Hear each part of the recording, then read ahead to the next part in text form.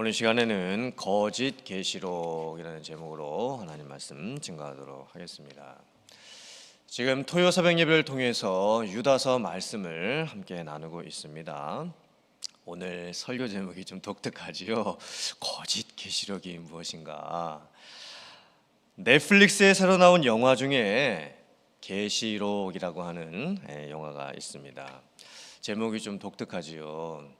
또 우리가 잘 알고 있는 배우 유준열이 주인공으로 나옵니다. 제가 이제 영화를 좀 보게 되었는데요. 영화를 보는 내내 마음이 불편했습니다. 그래서 솔직히 좀 화도 났습니다.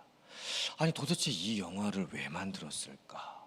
무슨 의도와 목적을 가지고 이 영화를 만들었을까? 주인공 유준열이 젊은 목사님으로 나옵니다. 그런데 그 주인공이 살아가는 삶의 주변에서 여러 가지 일들이 이제 벌어지게 됩니다. 어떤 현상이 나타나고 어떤 사건이 벌어지고 어떤 문제들이 생기는데 그때 주인공이 그것을 어떻게 생각하냐면 하나님이 자기에게 주시는 계시로 해석을 합니다. 그러니까 삶에 어떤 일이 벌어졌을 때 이게 하나님께서 나에게 주시는 어떤 사인이구나 이렇게 계시로 이제 받아들이게 되는 거예요. 근데 목사인 제가 그 모습을 보면서 아니 왜 목사님들의 모습을 굳이 저렇게 묘사를 하는 걸까? 사실 저런 식으로 하나님의 계시를 받았다고 주장하는 목사님들이 거의 없는데 만약에 불신자분들이 저 영화를 본다라고 한다면 목사님들을 자기 망상에 빠져 있는 것을 마치 하나님이 주시는 계시로 착각하는 사람들로 이 목사님들을 참 이상한 사람들로 생각할 수도 있겠구나라고 하면서 좀 걱정이 좀 됐습니다. 또 그 영화에 또 다른 한 목사님이 나오는데 대형 교회를 담임하는 목사님으로 나옵니다. 그 목사님의 모습은 오직 성공과 출세와 번영을 위해서 목회를 하고 있는 그런 목사님의 모습으로 나옵니다.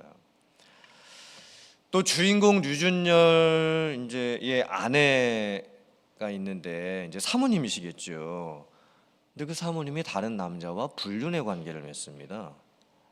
또 대형 교회 그 목사님의 아들도 목사님인데 그 아들 목사님도 다른 여성도와 불륜의 관계를 맺고 타락하는 모습으로 나옵니다. 아니 왜 굳이 영화에서 저런 설정을 하는 걸까? 젊은 목사님의 아내 사모님도 다른 남자와 불륜의 관계를 맺고 또 그 큰 교회 담임 목사님의 아들 목사님도 또 성적으로 범죄를 저지르고 타락하게 되는 것. 왜 굳이 저런 설정을 했을까? 또 그 영화의 주인공으로 나오는 다른 한 사람은 이제 성범죄자로 나옵니다. 근데 설정 자체가 너무나 참 극단적입니다. 물론 그 성범죄자를 어떻게 묘사를 하냐면 과거에 이제 받았던 여러 가지 뭐 상처와 뭐 고난 때문에 이제 자기만의 잘못된 세계에 이제 빠져들게 된다. 그래서 어쩔 수 없이 이제 성범죄를 저지를 수밖에 없는 이제 그런 상태가 된다. 이제 물론 그 설정은 제가 이해는 하겠는데 기독교적인 세계관과 성경적인 관점에서 봤을 때는 추천할 만한 영화는 아닌 것 같습니다. 물론 이제 세상적인 관점에서 봤을 때 영화의 평론가적인 관점으로 봤을 때는 뭐 굳이 적용점을 찾는다라고 한다면 뭐 자기만의 망상과 자기만의 상상과 자기만의 해석에 빠져서 사는 것이 옳지가 않다. 심지어 이제 믿는다고 하는 사람들이 교회를 다닌다고 하는 사람들이 하나님께서 자기에게 뭐 계시를 주셨다라고 하는 이런 잘못된 세계관과 잘못된 믿음을 가지고 사는 것은 옳지 않다. 뭐 이렇게 문제 제기하는 것은 제가 충분히 이해는 하겠는데 아무튼 참 그 계시록이라고 하는 그 영화를 보는 내내 마음이 너무 불편하고 막 화가 나고 결론은 더 이상합니다. 이제 유준열이 뭐 잘못을 많이 해가지고 이제 감옥에 가게 되거든요. 근데 감옥에 가가지고 이제 걸레를 가지고 이제 벽을 이제 닦게 돼요. 근데 이제 그 벽을 닦을 때 이제 뭐 얼룩과 먼지가 이렇게 막 이렇게 같이 합쳐져 가지고 그 벽에서 이제 예수님의 얼굴 모습이 이렇게 나타나는 걸로 이제 영화가 끝나는 거예요. 그러니까 도대체 이게 결론이 뭐란 말이냐. 그럼 감옥에 빠져 있는 것도 유진열이 잘못해가지고 지금 감옥에 가게 된 것도 뭐 감옥에서 청소하다가 벽에서 예수님의 얼굴 모습이 나타나는 게 뭐 하나님의 계시냐. 아무튼 참 이상한 영화라고 좀 생각이 들었습니다. 근데 오늘 유다서 말씀을 보면요, 초대교회 시대에 직통 계시에 문제가 생기는 내용이 나옵니다. 오늘 말씀을 보면 교회 안에 어떤 사람들이 생기게 됐냐면 꿈꾸는 사람들이 생겼습니다. 그래서 그 꿈꾸는 사람들 때문에 여러 가지 교회에 복잡한 힘든 문제들이 생긴 것이 나옵니다. 이 꿈꾸는 사람들이 누구일까요? 이 꿈이라고 하는 것은 단순히 잠자다가 꾸는 그 꿈을 의미하는 게 아닙니다. 자기가 계시를 받았다라고 주장하는 사람들이 나오게 되는 거죠. 특별히 자기가 하나님으로부터 특별한 계시를 받았다. 그래서 자기에게 뭐가 보인다. 자기에게 뭔가 느껴진다. 그래서 자기의 말을 들어야 된다라고 주장하는 사람들이 교회 안에 나타나게 된 것입니다. 물론 하나님께서도 구약 시대에 꿈을 통해서 하나님의 뜻을 보여주시기도 했습니다. 요셉도 꿈을 많이 꿨죠. 또 다니엘도 또 꿈과 뭐 환상과 비전과 뭐 여러 가지 이상과 몽조들을 보기도 했습니다. 그런데 이제 하나님의 구속사의 시대가 이제 진행이 될수록 하나님께서 선지자들을 보내주시고 선지자들이 하나님의 말씀을 기록하게 하셨죠. 점점 기록된 하나님의 말씀이 중요하게 되게 되었습니다. 신약 시대가 되면 예수님이 직접 오셨죠. 예수님이 직접 말씀해 주셨죠. 그리고 예수님의 말씀이 성경에 기록이 됩니다. 사도들의 복음도 성경에 기록이 됩니다. 그래서 이제는 과거에는 하나님께서 꿈으로도 말씀하시고 뭐 이상을 통해서도 몽조를 통해서도 뭐 이렇게 말씀을 하셨죠. 직접 음성을 통해서도 말씀을 하시고, 그런데 하나님의 구원 역사가 흘러가면서 하나님께서는요 기록된 말씀을 통해서 하나님의 뜻을 보여주셨습니다. 그런데도 불구하고 초대교회 시대에 어떤 사람들은 자기만 특별 계시를 받았다는 거예요. 자기에게만 하나님께서 특별한 것을 말씀해 주셨다라는 거예요. 그러면서 어떤 이제 문제가 생기기 시작을 했냐면 교회를 이미 섬기고 계셨던 사도들도 있었고 장로님들도 계셨고 여러 리더들이 있었습니다. 근데 그 교회가 주었던 사도들의 권위를 무시합니다. 또 장로님들의 권위도 무시하기 시작합니다. 그리고 자기만 특별한 사람이라고 주장을 하는 거예요. 자기만 하나님으로부터 특별한 계시를 받았으니까 성도들을 미혹을 해가지고 자기의 말을 들어야 된다라고 그렇게 성도들을 혼란스럽게 하기 시작을 합니다. 그래서 교회 안에 큰 문제가 생기게 된 거예요. 그러니까 일반 성도님들이 이제 분별력이 좀 부족할 수도 있으니까 기존의 교회를 참 신실하게 섬겼던 사도들과 장로님들과 또 교회 리더들 따라가지 않고 이 이상한 주장을 하는 이 자기가 계시를 받았다라고 하는 직통 계시가 자기에게 내려왔다 이렇게 주장하는 사람들을 따라가게 되었던 겁니다. 왜 그랬을까요? 왜 성도님들이 이런 사람들을 따라가게 되었던 걸까요? 사실 직통 계시를 받았다라고 주장하는 사람들의 대부분은요 사람들이 궁금해하는 것에 대한 직접적인 구체적인 답을 줍니다. 내가 새로운 사업을 하려고 하는데 이 사업을 해야 되느냐 말아야 되느냐, 내가 어떤 사람과 결혼을 하려고 하는데 이 사람과 결혼을 해야 되느냐 말아야 되느냐, 내가 지금 선택을 해야 되는데 내가 A라는 선택을 해야 되느냐 B라는 선택을 해야 되느냐 라는 문제를 가지고 이 직통 계시를 받은 사람들 찾아가면 그 사람들은 정확하게 답을 내려줍니다. 이 사업은 하지 마십시오. 이 사람과 결혼을 하십시오. A를 선택하십시오. 그러니 성도님들이 이 직통 계시를 받았다고 하는 사람들을 따라갈 수밖에 없었던 거예요. 근데 잘 보세요. 이런 특성은 모든 이방 종교에서 나타나는 현상들입니다. 이제 우리나라에도 무당들이 있었죠. 또 점 보는 문화도 있죠. 무당 찾아가고 점을 보면 어떻게 결론이 납니까? 이거 하십시오, 저거 하십시오. 다 이렇게 이제 결론이 나는 거예요. 그러므로 사람들이 그것을 이제 혹해가지고 따라가는 모습들이 많이 생기게 된 거죠. 우리 화면 보시고 신명기 13장 1절 이하의 말씀 같이 한번 봉독해 보겠습니다. 시작. 너희 중에 선지자나 꿈꾸는 자가 일어나서 이적과 기사를 네게 보이고 그가 네게 말한 그 이적과 기사가 이루어지고 너희가 알지 못하던 다른 신들을 우리가 따라 섬기자고 말할지라도 너는 그 선지자나 꿈꾸는 자의 말을 청종하지 말라. 이는 너희의 하나님 여호와께서 너희가 마음을 다하고 뜻을 다하여 너희의 하나님 여호와를 사랑하는 여부를 알려하사 너희를 시험하심이니라. 아멘. 이방 종교에 있는 무당들과 또 점 보는 사람들도 뭐 구슬하기도 하고 또 점을 보기도 하는데 정말 어떤 경우에는요 그게 맞을 때도 있습니다.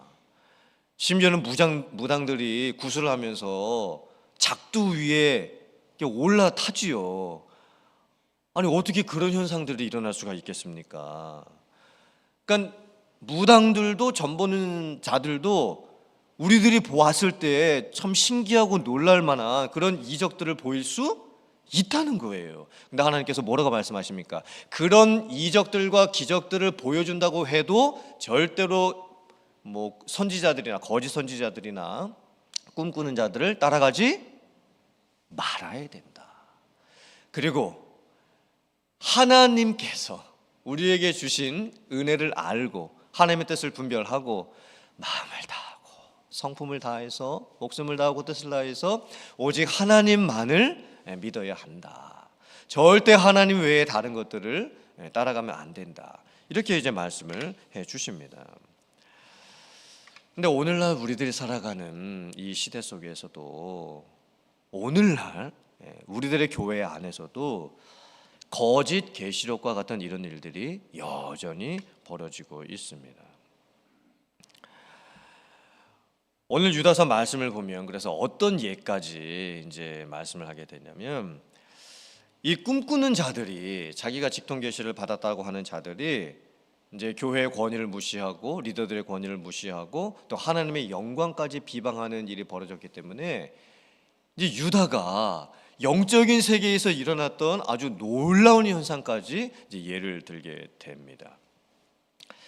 천사들 중에서 천사들의 장이었던 미가엘이라고 하는 천사가 있었습니다. 그 천사장 미가엘이 이 사탄하고 이제 변론을 하게 되었습니다. 무슨 일을 가지고 변론을 하게 되었냐면 모세의 시체에 대한 문제를 가지고 이제 변론을 하게 되었습니다. 이게 무슨 상황일까요? 모세가 죽었을 때 하나님께서 어떻게 하셨냐면 모세가 어디에 묻혔는지를 하나님의 백성들이 모르게 하셨습니다. 지금 모세가 죽어서 무덤에 묻혔는데 그 무덤이 어디에 있는지 하나님께서 모르게 하셨습니다. 그런데 이제 영적인 세계에서 천사장 미가엘하고 사탄하고 그 모세의 시체에 대한 변론이 일어나는 거예요. 왜 하나님께서 모세의 시체가 어디에 묻힌 것을 모르게 하셨을까? 왜 모세의 무덤이 어디에 있는지를 못 찾게 하셨을까? 근데 결론이 안 나죠. 그때 천사장 미가엘이 어떻게 결론을 내리냐면 이 모세의 시체에 대해서는 천사장인 미가엘 나하고 사탄하고 아무리 이야기를 해봐도 결론이 안 난다. 그리고 이 결론은 하나님께서 사탄 너를 꾸짖으실 것이다. 하나님께서 하나님의 권위를 가지시고 사탄 너를 책망하실 것이다. 이렇게 지금 결론을 내는 거예요. 그러면 이 지금 예를 유다가 왜 들고 있는 걸까요? 지금 천사장이었던 그 영적인 세계에서 천사들의 장이었던 미가엘조차도 어떤 특별한 현상들에 대해서는 자기가 결론을 내리지를 못한다고 자기의 부족함을 하나님 앞에서 인정하는 거예요. 그리고 하나님께서 모든 것을 판단하시고 하나님께서 모든 것을 가르쳐 주시고 하나님께서 모든 것을 이루실 것이다. 모든 최종적인 권위를 지금 하나님께 두는 것으로 결론을 내고 있습니다. 근데 지금 직통 계시를 받았다고 주장하는 사람들은 어떻게 결론을 내죠? 하나님의 권위도 무시합니다. 교회의 권위도 무시합니다. 그리고 자기의 권위만을 최고로 높입니다. 그리고 자기만 특별한 것을 보고 자기만 특별한 것을 듣고 자기만 특별한 것을 아니까 모든 사람들이 다 자기의 권위에 복종해야 된다. 이런 식으로 이제 주장을 하게 됐던 거예요. 그런 직통 계시를 주장하는 사람들을 따라가지 말라. 이런 의미를 가지고 지금 말씀을 하고 있는 거예요. 그래서 오늘 이제 10절 말씀을 보면 그렇게 꿈꾸는 자들, 뭐 자기가 뭐 특별한 계시를 받았다 이렇게 주장하는 자들을 어떻게 이제 책망을 하냐면 그들은 이성 없는 짐승과 같다.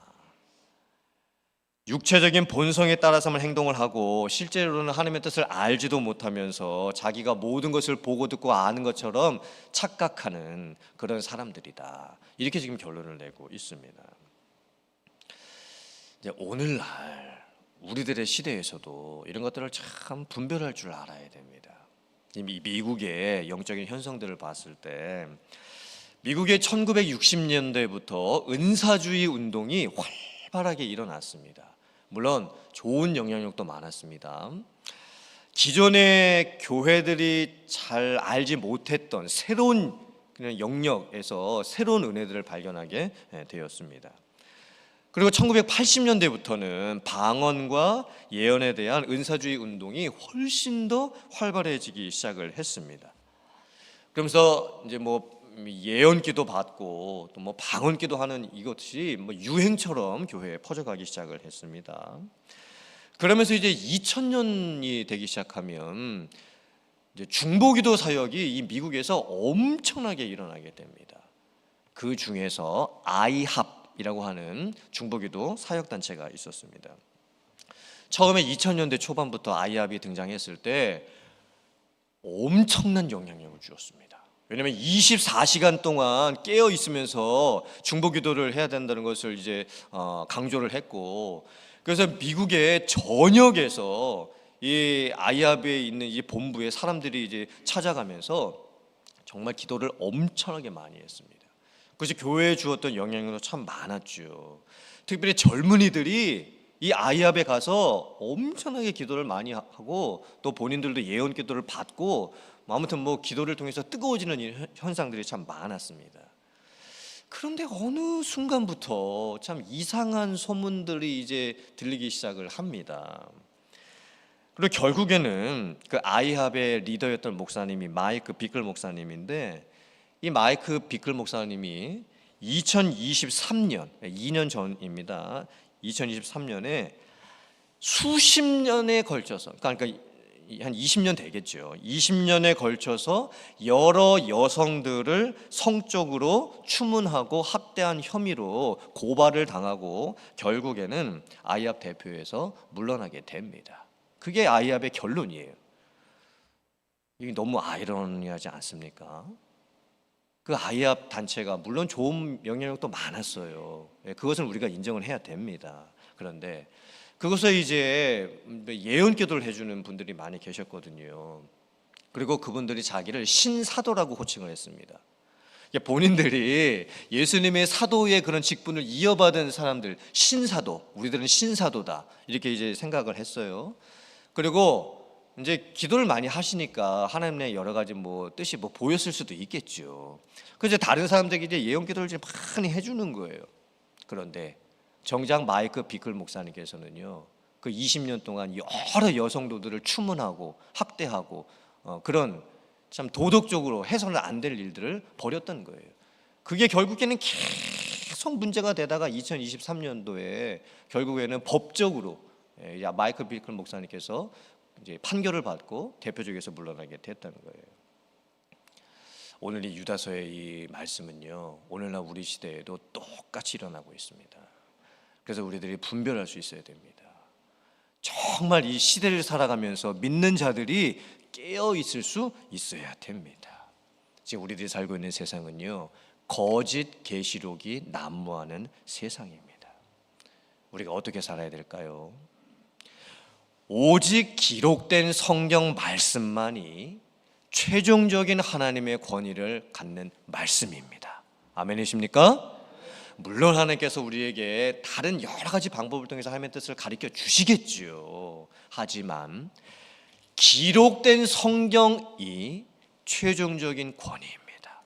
그 어떤 것도 이 기록된 말씀의 권위 위에 있을 수는 없습니다. 우리가 해야 될 것이 그러면 무엇이겠습니까? 기록된 성경 말씀을 사랑해야 되겠죠. 이 말씀 보기에 힘써야 되겠죠. 이 말씀 속에서 하나님의 뜻을 찾아야 되겠죠. 그리고 그것을 나누어야 합니다.